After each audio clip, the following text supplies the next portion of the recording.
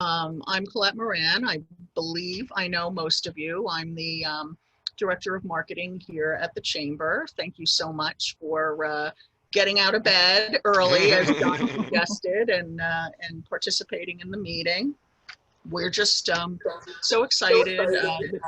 The Chamber staff just, you know, we're so pleased that we can continue to fulfill our mission virtually. We're excited about being able to keep you connected to information and great programming like this, and especially each other, you know, but by continuing to provide networking opportunities and occasions to get together. We are very interested in hearing how you think we're doing. So to that end, we put a little survey together. So if you get a chance, everybody's invited to right on our homepage, morrischamber.org. We'd love it if you could provide your feedback about how we're doing, what we're doing well, what we could do to improve. And, you know, it looks like we're going to be in this situation for the foreseeable future. So we want to make sure that we're continuing to provide value to you, our members. And we hope that you'll take a few minutes. It's a 6-question survey. So that we can hear what is going on in your mind. And with that, I'm going to turn it over to John to kick things off. Good morning, everybody. Good morning, John. Morning. Morning, John. Hi, John.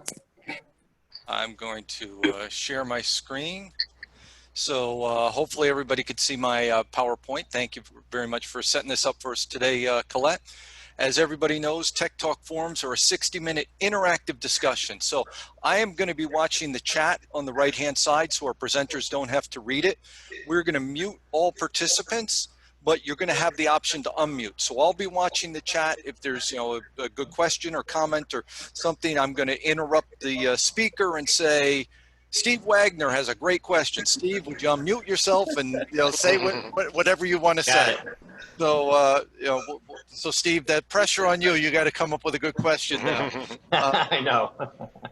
So I always like to say that there's a lot more intelligence or a lot more knowledge in the audience than there is in our speaker, because, you know, we're a collective group. So let's have an interactive discussion. I think we're going to have a great topic here today.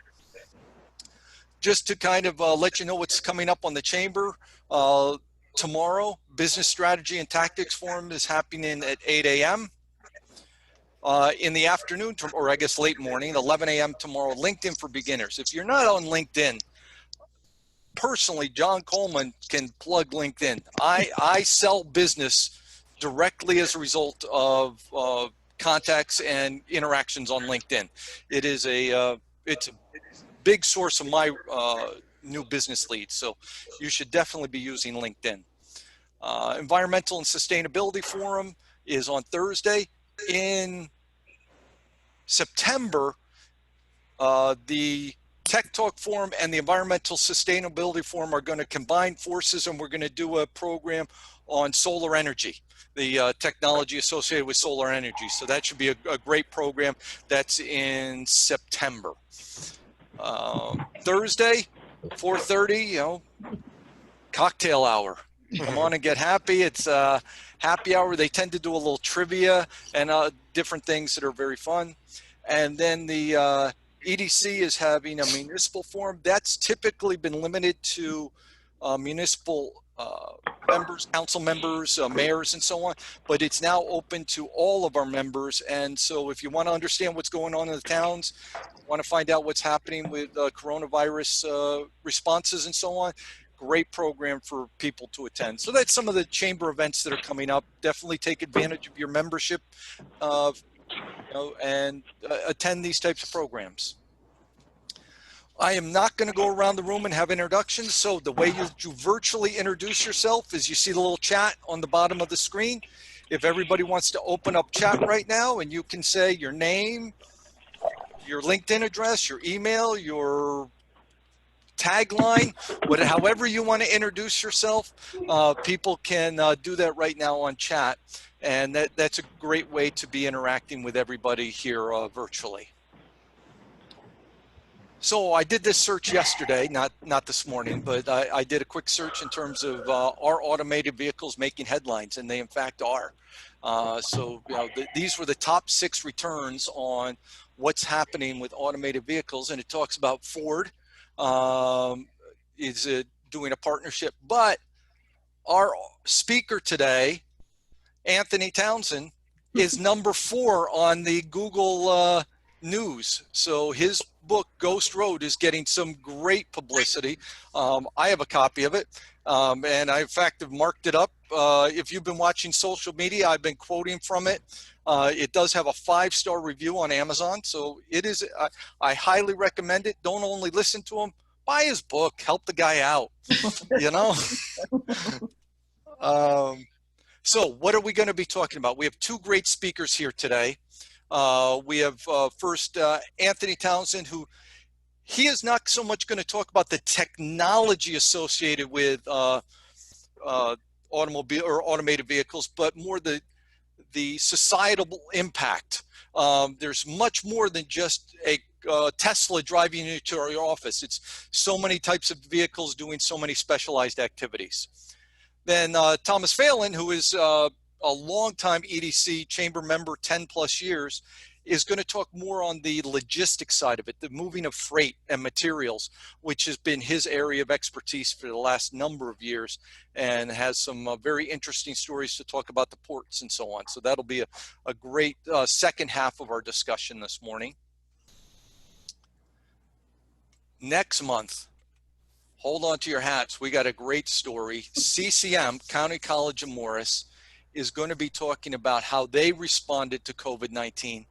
And I was shocked when I talked to them, because I originally reached out to them expecting to hear a disaster story. And in fact, they had an emergency management plan that they executed against flawlessly. So with only 2 days, they were able to get CCM up virtually and running. So it's quite an incredible story that they have to share next month. So that'll be in August, Tuesday, August 18th. So that's what we have coming up. I don't want to take any more time here. I want to turn this over to Anthony. Anthony, if you want to share your screen and introduce yourself a little bit. Colette, if you want to mute everybody, just give me 1 second. Right, and everybody, everyone will still be able to unmute themselves. All right, and then I'll make sure that Anthony unmutes himself. John. Okay. All right. Hi, can everyone hear me? We can. Yes, we Okay. Well, good morning. I'm really excited to be here. I published this book. This is my second book dealing with future of technology and cities. I'm trained as an urban planner. I studied at MIT in the late 1990s at a time when mobile phones and GPS and social media were really just kind of coming out of the labs and spilling out into the streets, and we were all trying to figure out what this meant for the future. And I spent the last 20 years following that progression and working with companies and government and philanthropies to try to shape it.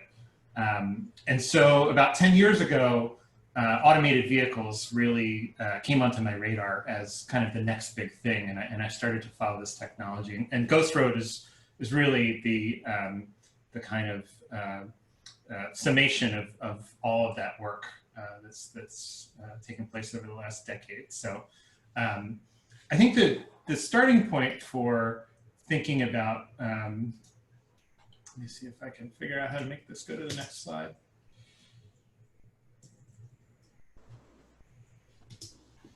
All right, Zoom has taken over my computer. Let's see.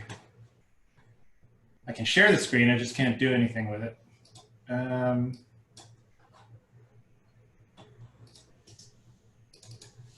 Is there some secret to, there we go. Right? All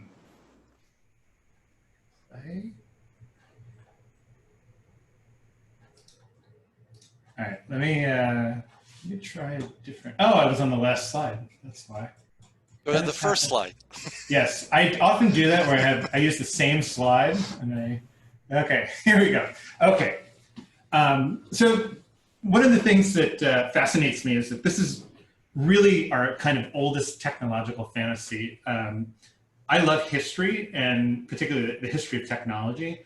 And when I was doing the research for this book, I kept going back into mythology, different mythical traditions all around the world, and finding that, like, the origin story of almost every civilization, you find a hero or a god or a king who's running around in these stories on some kind of self-driving vehicle, whether it's a chariot or a throne that flies. In Eastern Europe, the legend of Baba Yaga, the witch who runs around, it's actually a hut, a magical hut that has chicken legs that make it move. Obviously, there's the flying carpets. In Wales, there's a guy named King Morgan the Generous who had a chariot that he could just hop around.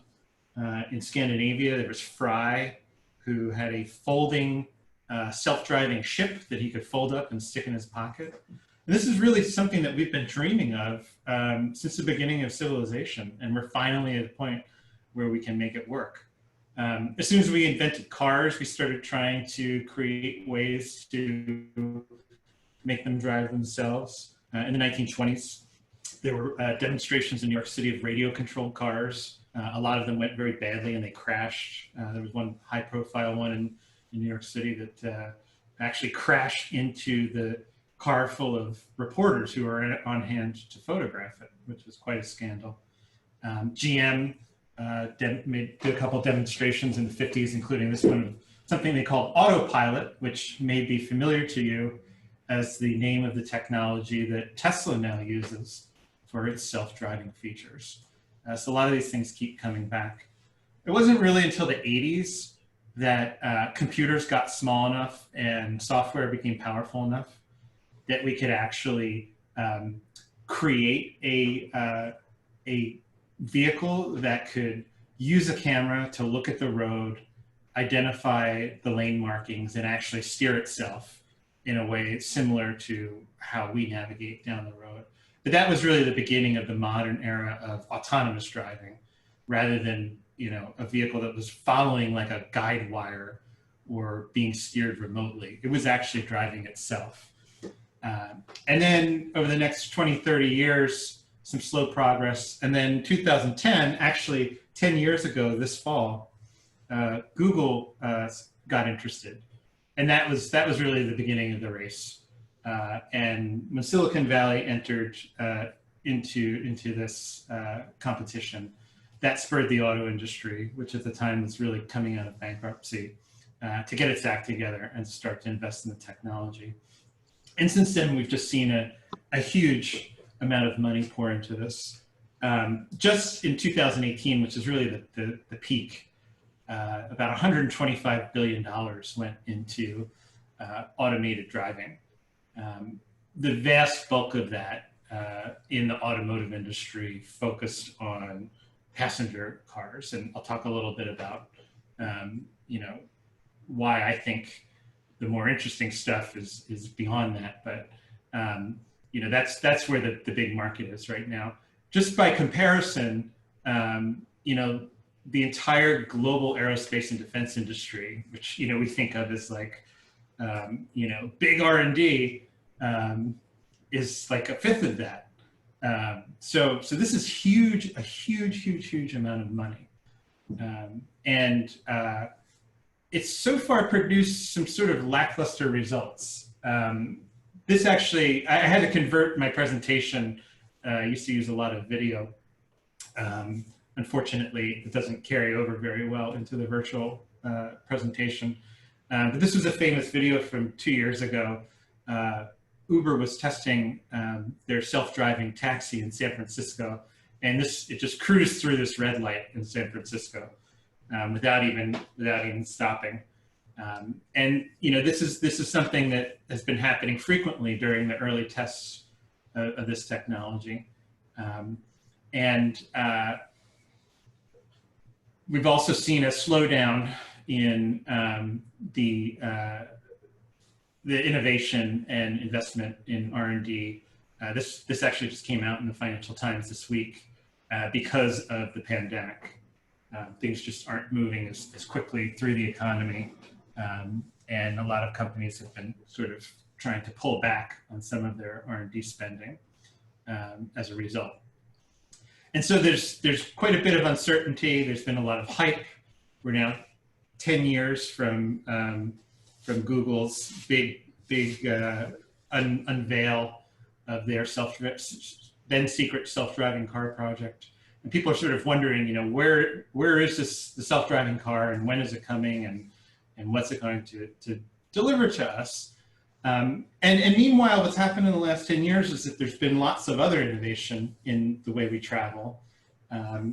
There's been, you know, a continuing shift in the population, and people have changed how they use technology to get around. Ride hail has, you know, entered our lives in a huge way, and allowed people to, you know, depend less on personal cars, to use services, mobility services more. We see more small shared vehicles, bikes, scooters, other kinds of conveyances. You know, the idea of sort of perfecting the automobile that we depended on so much in the 20th century no longer seems like the only way to go forward.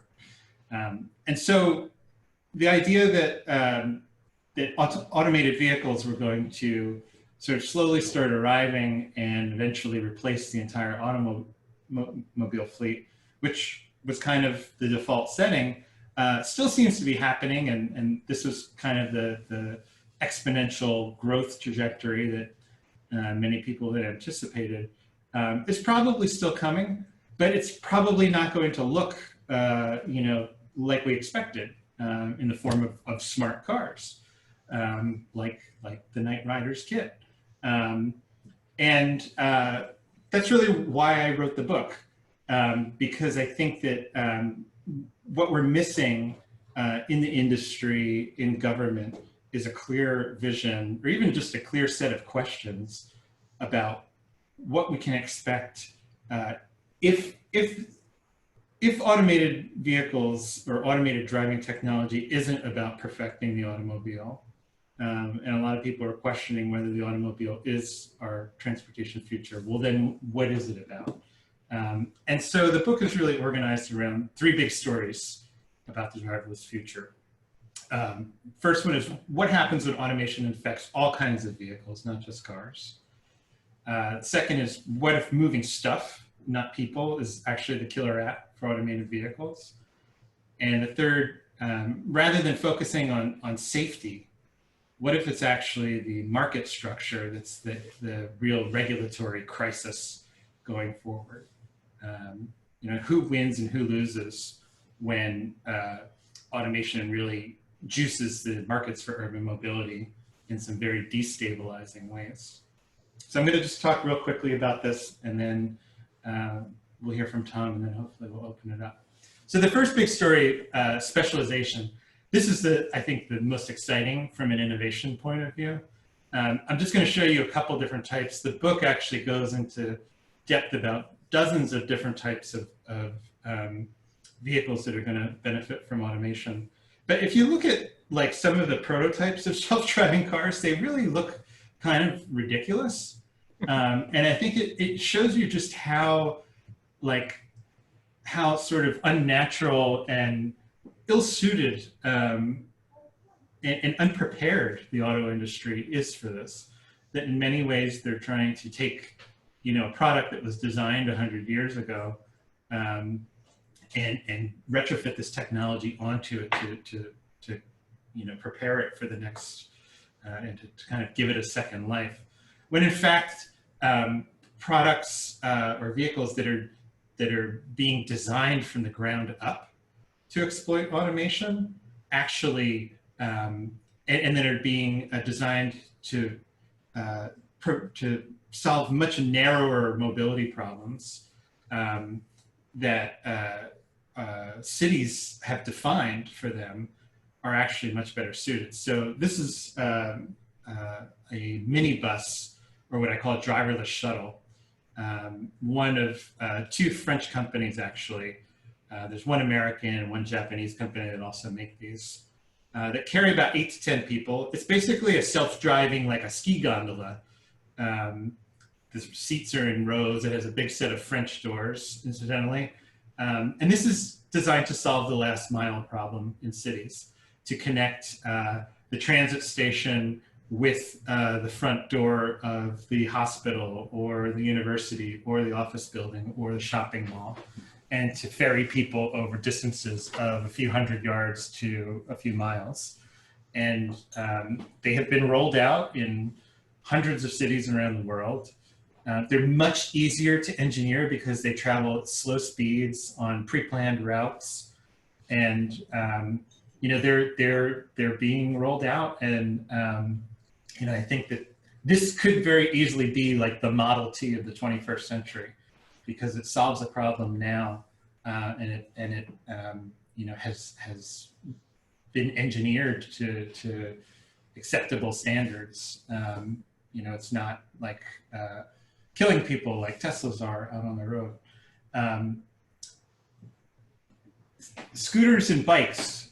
Scooter and bike share has been taking off all over the world, but there's still lots of problems with how you get the vehicles back to the places where people want to pick them up, how you get them back to charging points, and then now, during the pandemic, how you get them disinfected in between rides. So there's been a lot of interest in trying to figure out how to put automation into these vehicles for what they call the deadheading leg, getting it back. So it's not for self-driving when the passenger is on it, it's for self-driving when it's unoccupied. And this, again, is a very easy engineering problem, because if this thing hits somebody when it's driving itself, it doesn't really, the risk is very low, the liability is very low.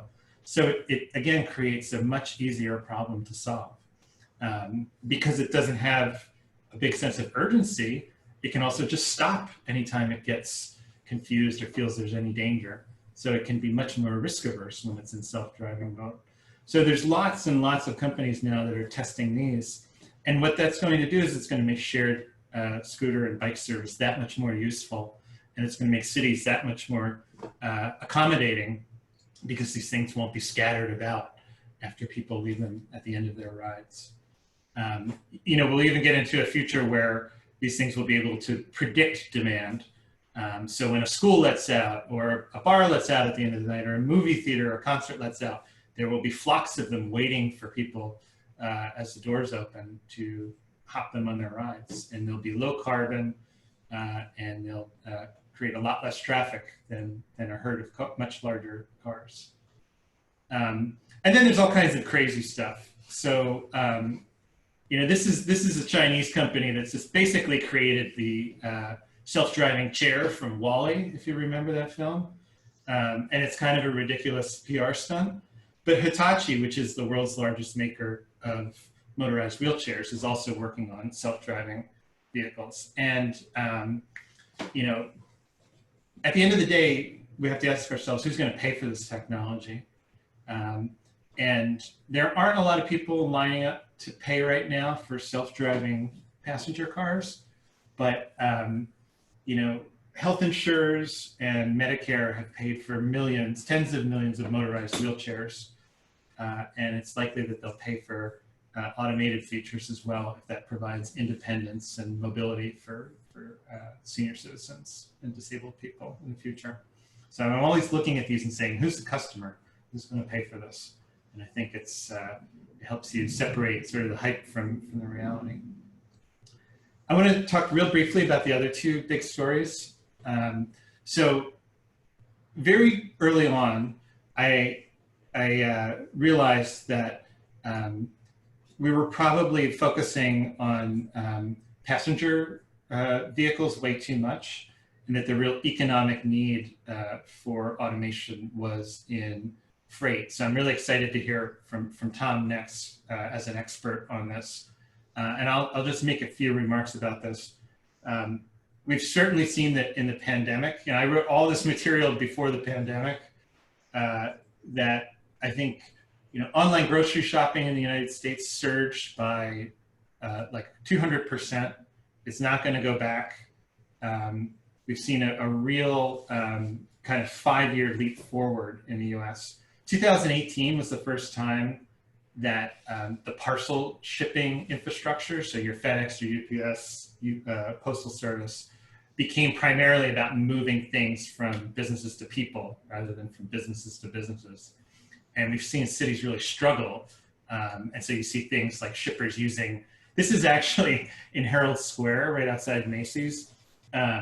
This is FedEx using a city bike dock station. Like they're literally piling the packages up on top of this empty city bike dock station as a sort facility outside on the city streets, which just shows you how unprepared everybody is for this surge in packages. And this wasn't even at Christmas time. This is just like a regular day. And the last mile, which is, that segment, it's really like, I think 6 to 9 miles. It's really sort of the distance between the last distribution center and your home, is really where the cost is, and where I think the biggest benefits from automation are involved, because it's where labor becomes such a huge factor. And there's, again, all kinds of innovations going on. This is a conceptual design from IDEO, a design company in California, that basically envisioned what they call a mule. And this is essentially like a giant package locker vehicle that would replace, a dozen or more truck trips to a neighborhood, park at the corner, do a day's worth of deliveries, that it would alert people by text message to come pick up their packages, but it would also take returns. And if you look at things like apparel, something like 25 to 40% of what Amazon sells in the apparel category gets returned, which is a huge expense for them, and really needs to be solved and creates all kinds of environmental impacts.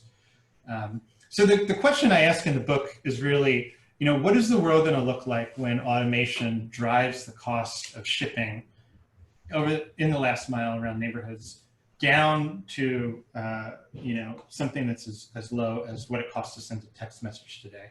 Because I think that's where we're headed in the next 5 to 10 years. I'm going to, real briefly, I just want to leave you with a flavor of this last story about financialization, because I think,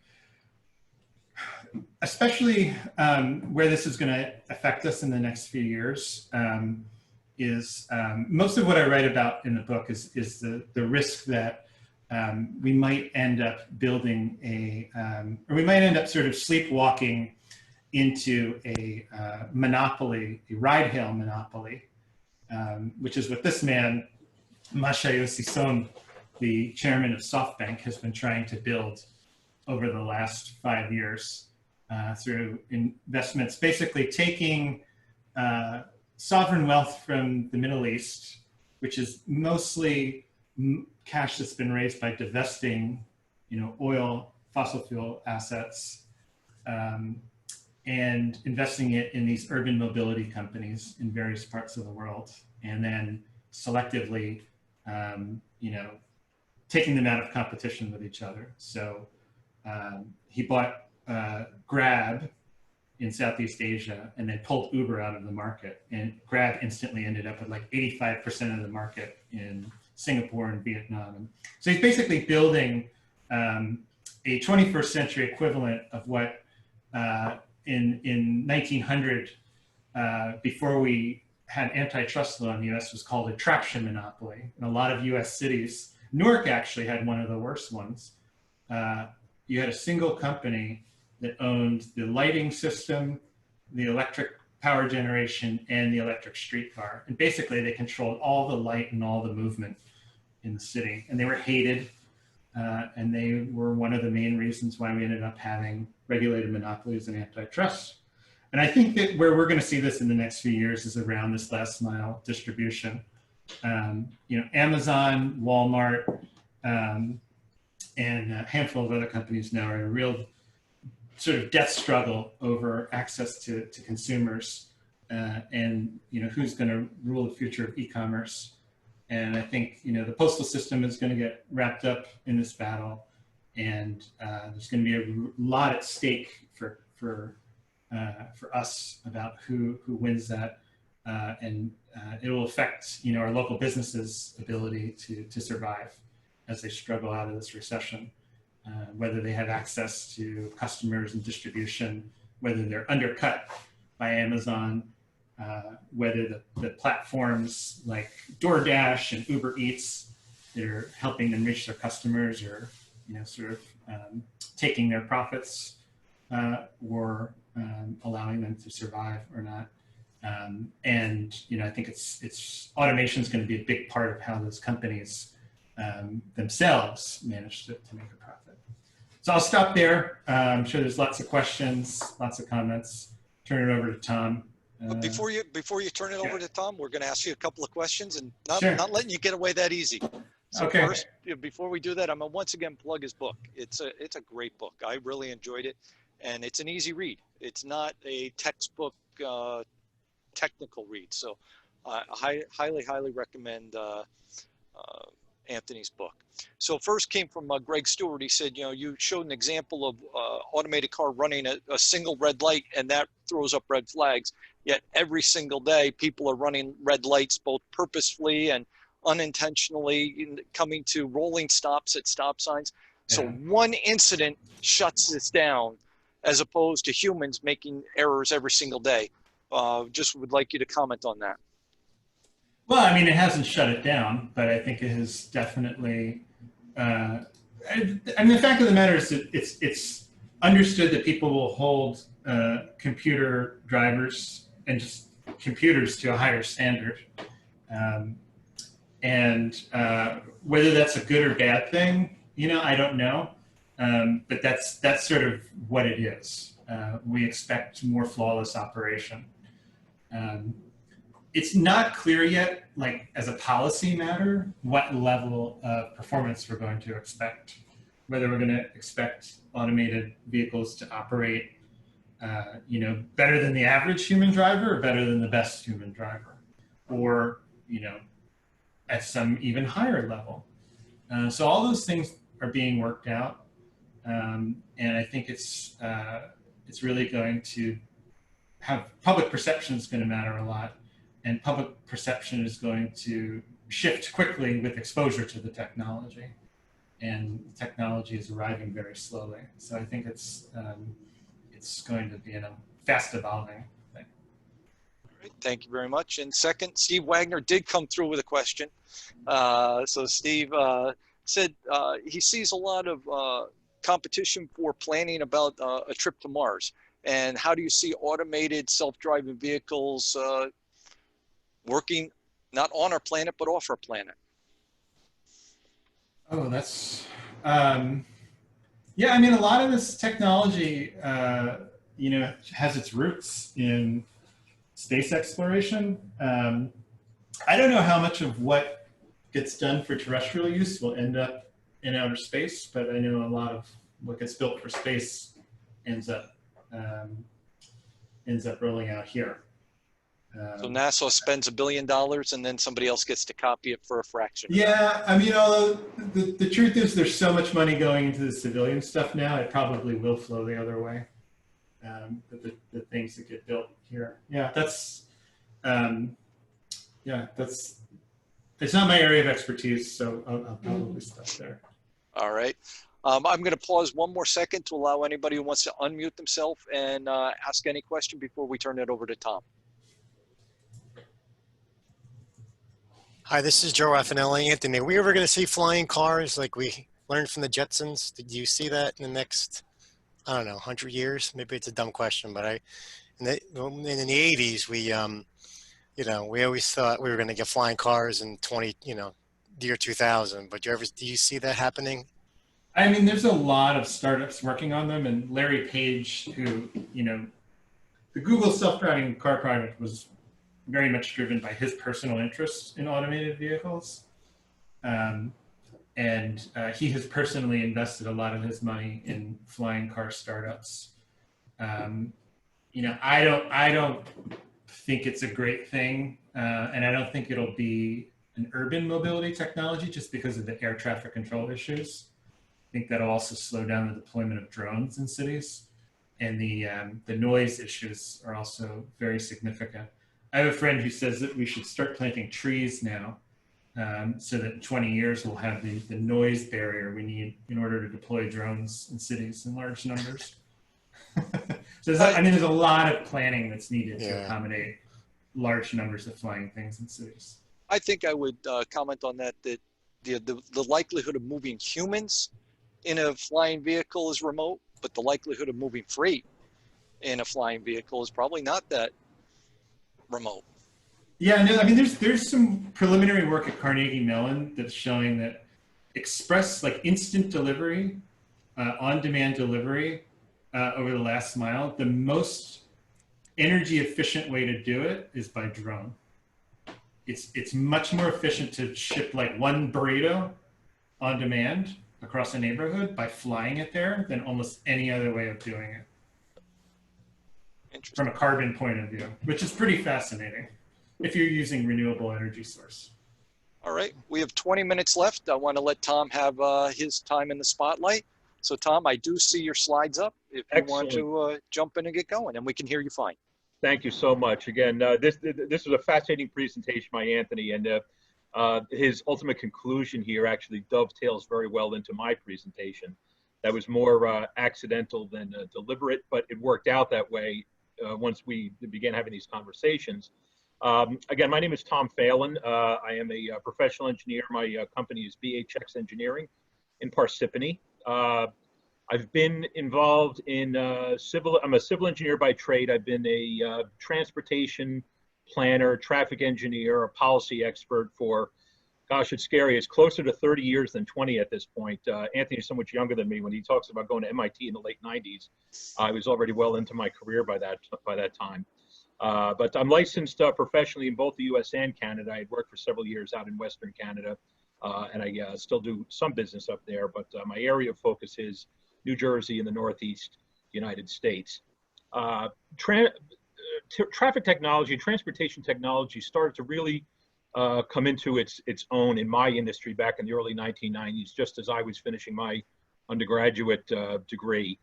Back then we had this field, this sub-sector of our field called IVHS, Intelligent Vehicle Highway Systems, which was the early days of transportation technology on the public sector side. And it kind of morphed into something more generic, and we call it ITS, Intelligent Transportation Systems, to get beyond just vehicles and highways. But a lot of the work that I've done in more recent years has kind of been focused on this idea of transporting freight and what are some of the opportunities and limitations in it. And I am not a technology developer. I generally don't work for the private sector. My typical role is in advising public sector clients on how to prepare for changes in the future in technology development in transportation. So let's talk in general about truck automation. And one of the things that we had determined very early on was that, as Anthony had said, I think there's a stronger market here for automation and freight transportation for one important reason, and that is that there is a substantial cost involved in terms of labor for any company involved in freight transportation. As at the lowest level, a cyclist making deliveries in Midtown Manhattan to a ship captain moving 12,000 shipping containers with a crew of 11 people across the Pacific Ocean from Asia to the United States. That there is a labor cost involved here. And because of this labor cost, it makes it a more feasible, a more attractive area for investment than a personal automobile does. For all the talk about advances in private vehicles, we work very cheap as commuters. We drive for free. We don't expect to get paid for it. Obviously, there's a payoff at the end of the day. We're going to work, we're going shopping. It's part of the trip, but there's no tangible cost on the bottom line that we look at when we make these decisions in terms of our labor. We probably care more about the cost of the fuel than our time. So from a freight transportation perspective, what is going to be driving the development of automation on the truck side? And it really comes through one or more of these three areas. And that is, if I'm a carrier, if I'm a trucking company, can I operate my fleet more efficiently in an automated fashion? Is it safer for myself, for my customers, or other motorists on the road? And then can I reduce my labor needs by having the vehicles without drivers in them? These are all combinations of these are what drive all of the advances in automation on the trucking side. This has gone all the way up to the top here in terms of the federal policy. There's strong government initiatives here, all the way up to the US DOT, this Joint Program Office, where it's kind of a mix of technology and transportation officials, the Federal Highway Administration, Federal Transit Administration, other administrations under the umbrella of the US DOT. And they come out with these 5-year, 4-year plans about shaping strategic priorities. It's not specifically focused on freight, but as time has gone on, there's become more and more of a directional change towards some areas of particular interest in freight. I'm going to just put a graphic up here. I'm not going to go through this and talk in great detail, but the Society of Automotive Engineers has come up with a standard of measures for automation levels. From 0 with no automation, this would have been a Model T, with no automated aspects whatsoever, all the way up to level 5, which is a fully automated vehicle. Right now, we're probably, something as simple as cruise control would be a level 1 automation that you don't even necessarily think about because it's been around for so long. Right now, you start to see more and more vehicles on the road where you have a level 2 or a level 3. Tesla is getting pretty, close here to a level 4 with some unfortunate, unforeseen circumstances here that come into play. But we're going to come back to this table a little later because these levels here are very important when it comes to business decisions that are made in freight transportation. I like to put this quote up here to make myself sound smart on the infrastructure planning and engineering side. I would say that the smartest practitioners out here, the technology developers, are the most optimistic about implementation and the wisest ones. I try to count myself among the wisest ones, but I'm really not. We tend to be a little more realistic about it for a number of reasons. And what I will say here is that the biggest brains in the operation are the ones focused on the technology, and that's where the advances have been made. It's these complications when technology starts to spill out into other areas beyond transportation, beyond the vehicle, beyond the roadway, that it starts to get a little complicated. So as Anthony had shown, the early technology development here dates back to the 50s or even to the earliest days of trying to automate some aspect of automobile operations. I'm going to talk briefly here about port operations. And this was an area of particular interest for the U.S. Maritime Administration. I was part of a research team that did a presentation on this. We did a 2-year study on this and presented our findings at a Federal Highway Administration Talking Freight Forum it was March of 2019.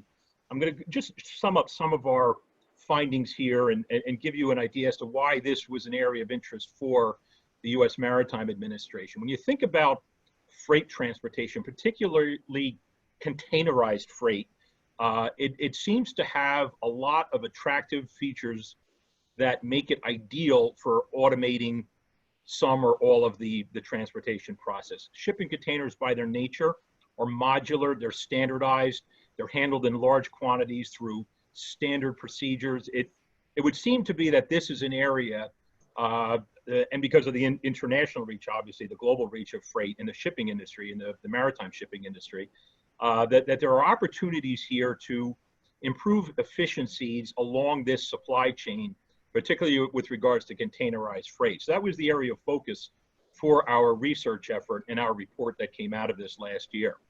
One of the first things we determined early on is that this process is much more complicated than just moving something from point A to point B. There are a number of different players involved. I've only just shown 4 here at a high level. A typical transportation move on an ocean vessel to the United States involves an ocean carrier coming to a port terminal. The marine terminal handles the cargo. They take it off the ship. They store it for some period of time, a short one. And then a drayage truck will pick the load up and bring it to ultimately the end destination. It could be a Walmart, a Target distribution center, for example. But this cargo changes hands a number of times. And each time it changes hands, there is a change of ownership, a change of responsibility. There are very complex contractual arrangements here between all of the players in this supply chain. And what we had found is that individual steps here, handling from one point to another, tend to be kind of pretty efficient. That if you go to a port terminal, like at Port Newark Elizabeth, for example, and you watch them unload a ship, it's a very efficient operation. The terminal operator knows their business well. They coordinate their scheduling and their staffing and their operation with the ship arrival. They get that ship unloaded quickly. And if you look at the second half of this, the transportation of the trucking company moving that container to the warehouse, that's a pretty efficient move too. They get there as quickly as possible. They schedule their loads based on when the warehouse can receive them. And those two separate segments of this tend to operate fairly efficiently. It's the constraint where there's a disconnect between one end of the supply chain and the other, where you start to run into a lot of inefficiencies in this whole process that come into play and diminish the appeal, as we found, to certain types of automation in this process. So that little purple arrow there kind of shows what we see as the point of weakness here. I just modified this graphic slowly to show, slightly to show how this has changed over the years. What drives so many of these changes in maritime shipping is economies of scale on the vessel size. These ships get larger now. A ship that used to carry 7,000 to 8,000 20-foot equivalent container units is now carrying 10, 12,000, 18,000 out on the West Coast. These ships get larger, ever larger, due to the economies of scale in ocean transportation. The terminal operator can typically respond to this. They'll install new cranes. They will automate their cranes somewhat. They'll operate the cranes faster. They have more high-speed cranes. They can handle these loads fairly efficiently at the port terminal. Question then becomes, though, are there enough truck drivers to handle all this, to get these containers out off the terminal itself and then out to the end of the supply chain? And most importantly, do the customer's operations change? A typical warehouse may only be open 8 to 10 hours a day. One of the ways port terminals respond to capacity pressure on the vessel side is to operate 24 hours a day, potentially. But what good does it do to the trucker to pick up a shipping container at 8 o'clock at night if that warehouse is closed for the day and won't be open until 6 or 7 the following morning? You're going to have to do something with that load in the intermediate time. So again, it weighs very heavily towards a kind of a low-tech operating environment because of all of these inefficiencies in the process. And this is what ultimately drives this. This is what MARAD's interest was. This is a aerial photo of MAR Terminal at Port Elizabeth, a typical day.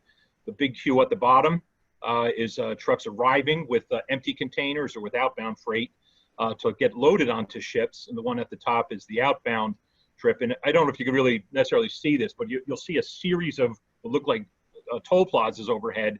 It's not just one gate that the trucks come through. They go through a series of steps to make sure that they're bringing the correct container for the correct ship that's going out at the correct time, that they are taking out the load that belongs to their consignee. You don't want a Walmart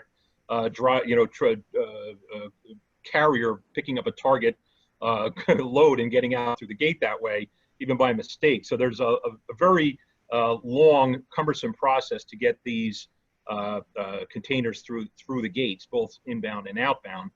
So the feeling here is that there's some opportunity to maybe automate part of this process. And we'll look at a couple of examples here. First, I'm going to go through one other element that we hadn't talked about here that is particularly problematic in maritime shipping. And that is that when you see a truck driving down the road holding a shipping container on the back of it, one of the things you may not know is that the container and the chassis underneath it are owned by two different entities. The containers are typically owned by the vessels, the vessel operators. That's why they have a shipping line, a logo painted on the side of it. The chassis underneath it is often owned by a third-party chassis pool. More and more trucking companies are getting involved in buying these chassis because they are ultimately responsible for them once they go outside the terminal gate. So part of the process inside the terminal that makes it time-consuming is that the truck driver, the drayage truck driver, has to check and make sure this chassis is roadworthy. The brakes work, the tires are inflated correctly, the brake lights work. Once he goes out of that terminal gate, he is responsible for that chassis as well. So what you often have is a situation where the customer here has a certain arrangement with the shipping line. The customer says, well, typically the shipping line wants to get their containers back quickly. They'll say, you have 7 days to get this, to unload this container and get it back to the terminal. Bigger customers like Walmart and Target, they have a lot more leverage with the ocean carriers. So they'll say, well, heck, if I'm moving this many thousands of these things every week on your line, on your vessels, I want 21 days. So APL shipping might give Walmart 21 days with this container.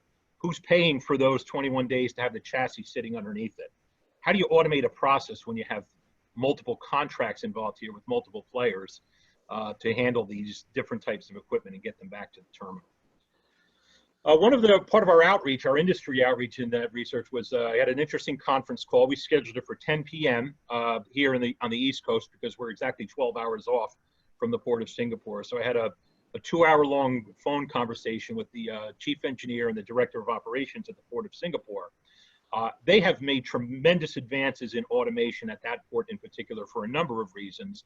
I'm showing here a graphic showing these, demonstrating these little driverless pods that they move to shuttle containers around on the port terminal after they're unloaded from ships and before they're put on drayage trucks to take out through the gate.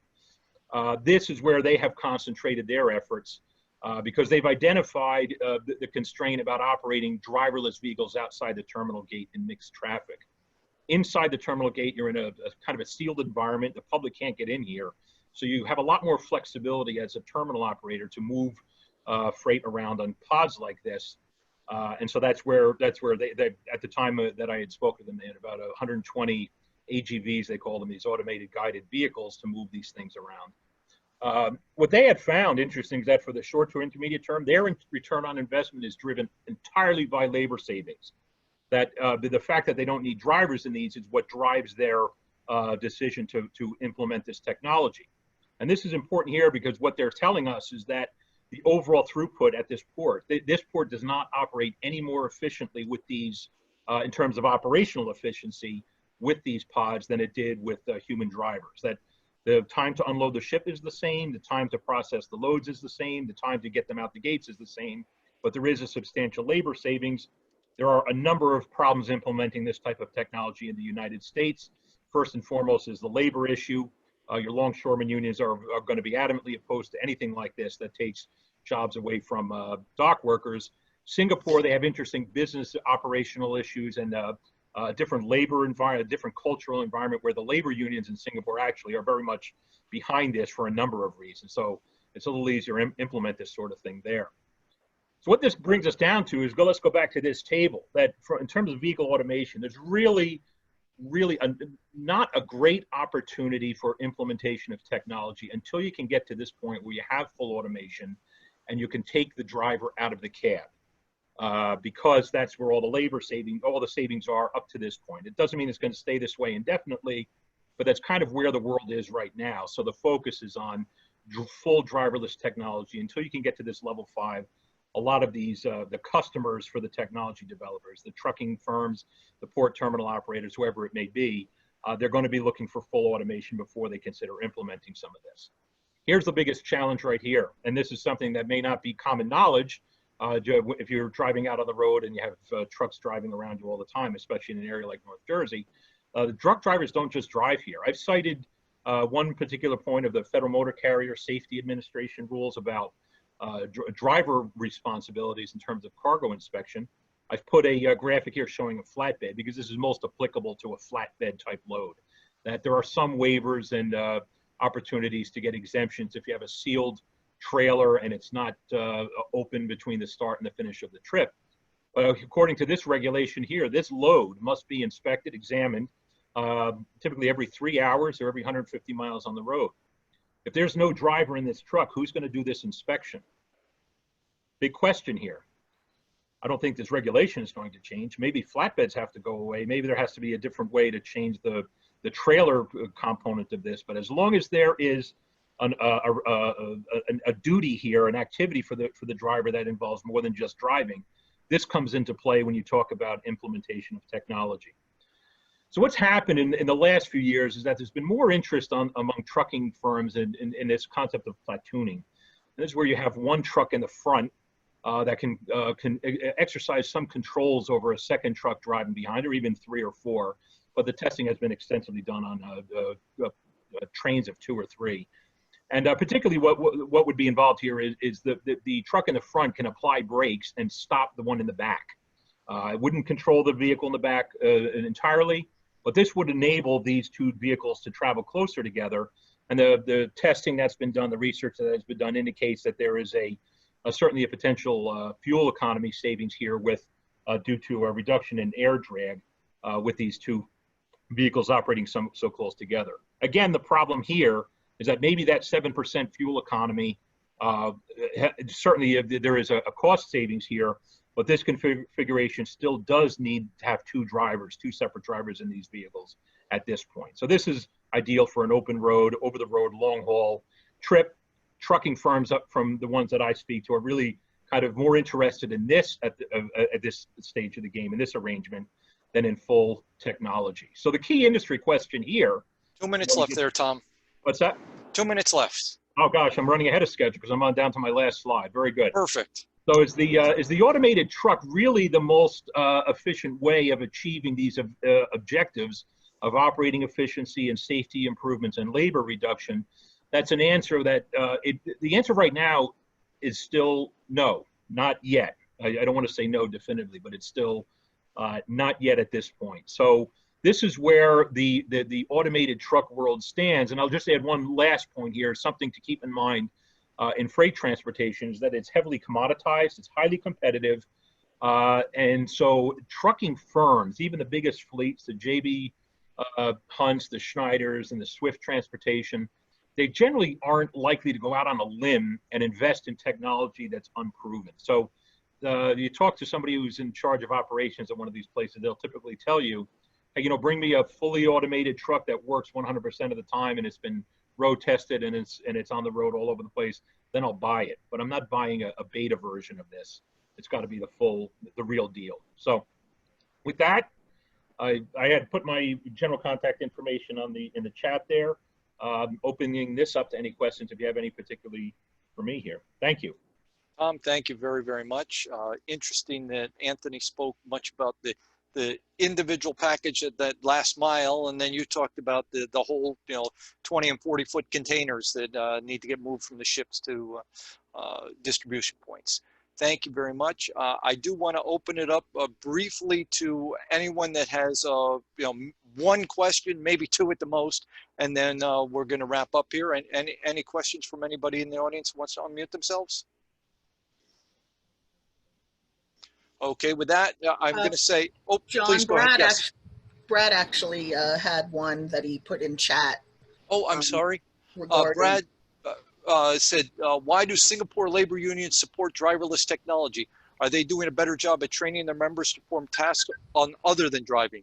Yes, and in fact, that's really what's driving it. Singapore, it's really a city-state. It's a very densely populated area, and it's typically a very well-educated workforce. So a lot of their longshoreman labor is imported from other countries. You see a lot of Indonesians and Filipinos who work in Singapore. The labor unions themselves, and I don't take this the wrong way, but they tend to be very parochial. Their attitude is, we would rather have fewer longshoremen, reserve these jobs for natives of Singapore, and pay us more to do a high-tech type job than to do manual labor on other driving trucks around. So they see themselves as a smaller group of stevedores or longshoremen working in control rooms with consoles, controlling technology on the tarmac, as opposed to driving the technology around themselves, since most of those are not necessarily native Singaporeans who do those jobs. That's something that's kind of unique to Singapore itself. Good question. All right. I just want to then wrap up with, again, thank you to Anthony and Tom. Ghost Road Book is the website. Please go to it, buy the book. It's a great book to read. And next month, we are going to have a great success story with County College of Morris. That is our local community college, and they're just doing a wonderful job, and they're actually getting high demand as people are saying, why am I paying $50,000, $60,000, $70,000 to send my student off when they're taking virtual classes anyway? So there's great opportunity there. At the end of this session, as we are doing for all other sessions, there is a leads and needs portion. If people want to stay on to that, we can certainly have that discussion. And let's see. Oh, I didn't share my screen. I started to share it, I guess, and I was trying to show it. So this is County College of Morris. And also, once again, Ghost Road Book is the website to go to. Make sure you sign up for next month. You'll see me posting on social media. You'll see me promoting the session. And with that, we're going to wrap up. I'm going to stop sharing my screen and look at everybody here. I'll pause again. Any last questions for either of our presenters today? If there are no other questions, I'd like to give a shout out. I see Paul Muir has joined us. It's good to see you again, Mayor. Great to see you, Tom. I was happy that you're part of this, and thank you for both presenters. I'm an auto restorer also, so from being a classic car guy, this is always an interesting conversation. Fantastic. I hope to see you over in Clinton when we can get back together again. So we get together, we'll definitely be together again. All right. All right. Thank you all. And if anyone wants to stay on for a leads and needs session, I'll open the floor to anybody that has a lead or a need or any other comments about the chamber. As we're doing that, once again, remind you that we have lots of upcoming events. Alan, I see you raising your hand. Are you asking a question or are you waving goodbye? I just want to remind everybody about the Business Strategy and Tactics Forum tomorrow at 8 a.m. Looking forward to all of you who are leaders or owners of businesses to join us and share ideas and common challenges. Great. Thank you, Alan. Would anybody else like to chime in with a comment, lead, or need? Mike, I see you John, how you waving your doing, hand. Johnny? Thank you for this presentation. Both of these were amazingly insightful. I'm going to follow Alan's lead. Thursday morning at 8 o'clock, the Environmental and Sustainability Forum has its meeting online, and you can register and attend. Thank you. And I'll apologize to both of you. I have conflicts both mornings. I wanted to attend both sessions, but I do have conflicting. I got to run a business too. You don't work for the chamber, John?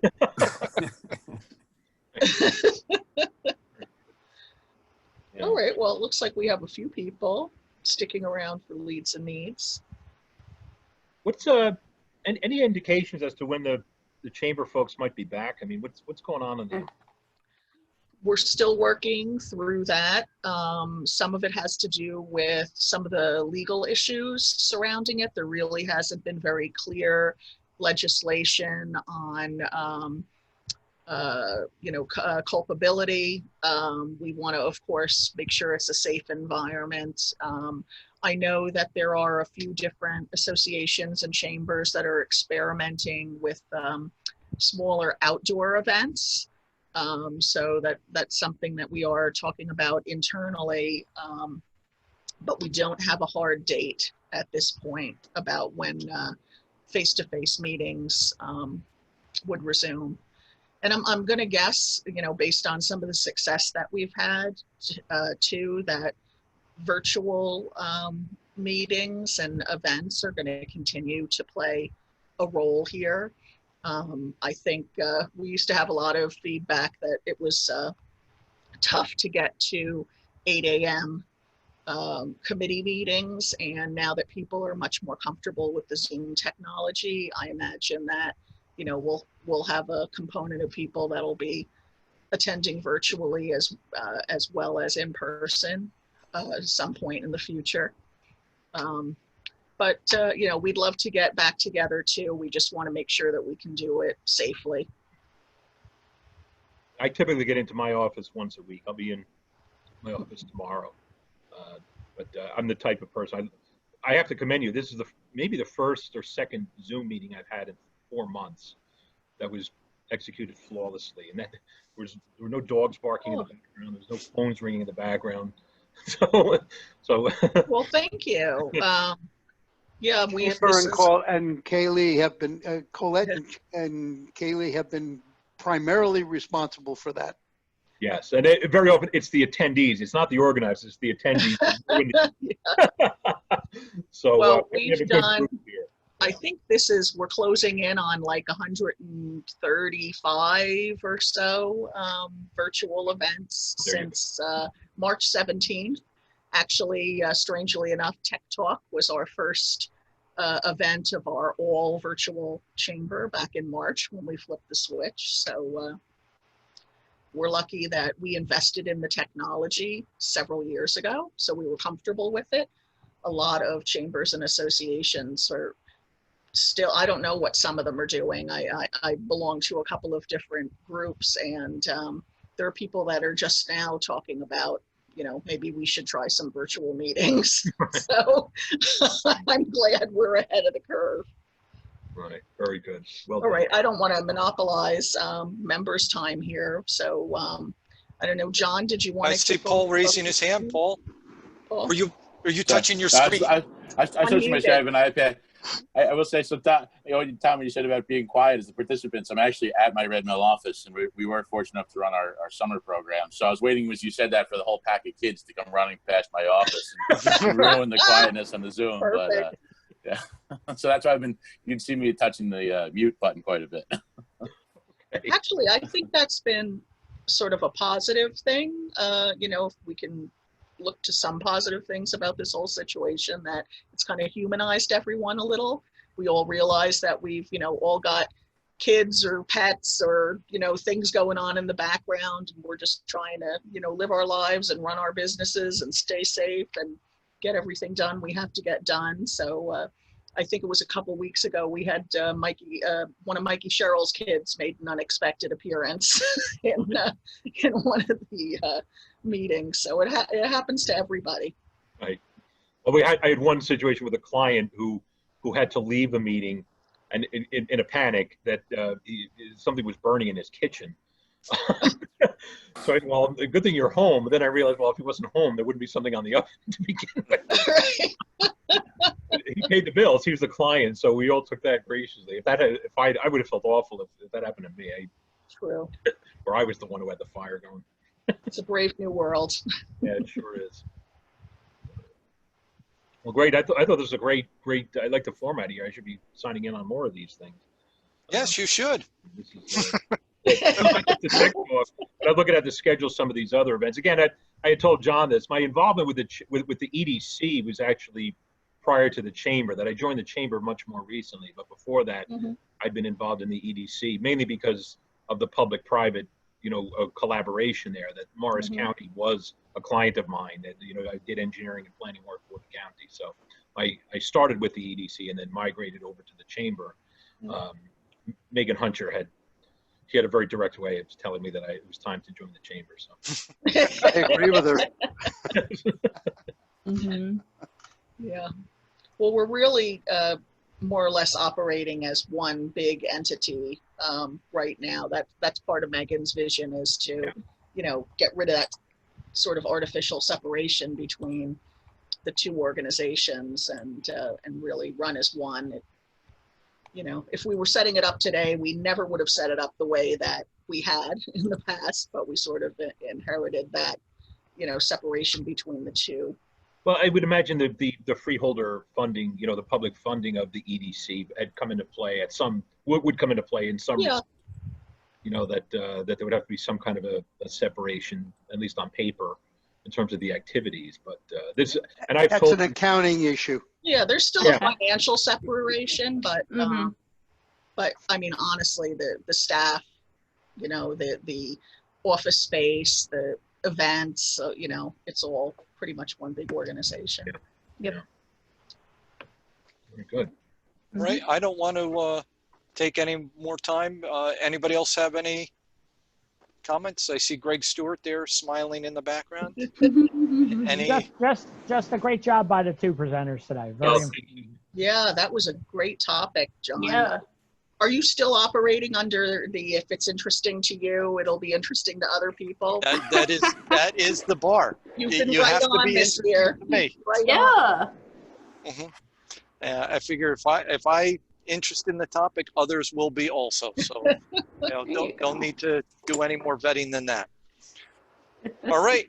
Hey, have a great day, everybody. Thanks Thank again. you very much, Thanks, everybody. everyone. Great day. Great presentation. Thank Thank you. you. Bye-bye.